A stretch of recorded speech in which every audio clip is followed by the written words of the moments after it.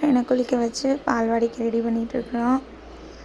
தங்க பையனை எவ்வளோ அழகாக பவுடர் அடிக்க காட்டுறாரு பாருங்க, அறிவு.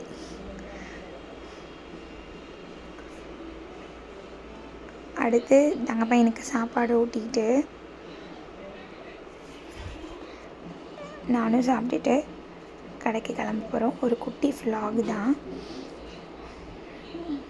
குமரன் ரொம்ப சமத்து, ஆனால் ரொம்ப ரொம்ப சேட்டை. ஒரு நேரம் கொடுக்கறது அமைதியாக சாப்பிடுவான், ஒரு நேரம் சாப்பிட மாட்டான்.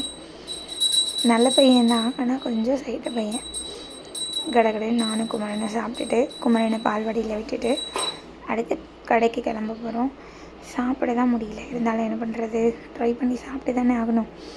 கொஞ்சம் கொஞ்சமாக இப்படியே கஷ்டப்பட்டு சாப்பிட்டுருக்கேன். இதுக்கிடையில் குமரன் வேறு வந்து விளையாடிட்டு இருக்கிறாரு.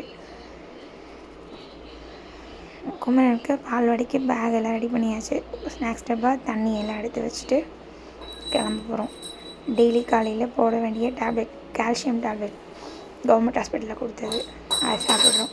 கவர்மெண்ட்டில் கொடுக்குறதும் சாப்பிட்லாம், நல்லது தான். கவர்மெண்ட்லேயும் நல்லா தான் பார்க்குறாங்க. குமரன் நானும் வண்டியில் கிளம்புறோம் பால்வாடிக்கு. தங்க பையன் சமத்தாக இறங்கி போயிட்டு எனக்கு பாய் சொல்கிறாரு. அறிவு அறிவு. இதோட